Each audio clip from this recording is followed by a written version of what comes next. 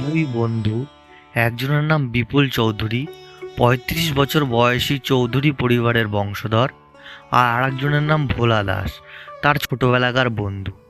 দুজন মিলে গাছের তলায় বসে গল্প করছে। হঠাৎ ভোলা বলল, ওরে বিপুল, তুই কি আবার ওই জমিদার বাড়ি যাচ্ছিস? ওই বাড়িটা আমার পিতামহের। আমি নিজে গিয়ে দেখতে চাই যে ওখানে আদৌ কিছু আছে কি না। ভাই, আমি তো শুনেছি রাত হলে কেউ ওই ঘরে আর বাঁচে না রে ভাই। ঠিক আছে, তাহলে আজকে রাতে আমি আর তুই সেই চৌধুরী বাড়িতে যাব। তারপর বিপুল আর ভোলা মিলে ঠিক করলো আজ রাতে সেই চৌধুরী বাড়িতে যাবে।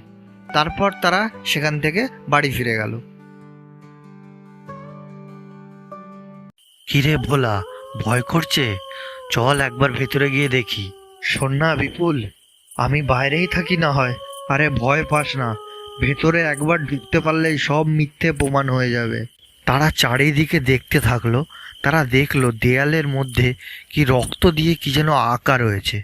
কিরে, কিছু দেখতে পারলি? মনে হচ্ছে কেউ আমাদের দিকে তাকিয়ে রয়েছে। কোনো ছায়া দেখেছিস? হে হে হে, এত বছর পর কেউ একজন এলো। ওরে মা গো, এ তো কঙ্কাল। কে কে তুমি? আমি শ্যামল চৌধুরী।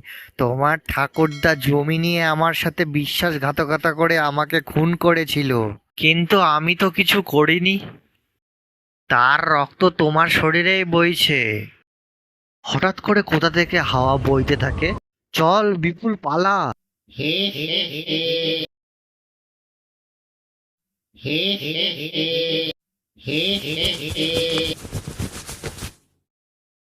তুই আর কোনোদিন ওই বাড়িতে পা রাখবি না বিপুল।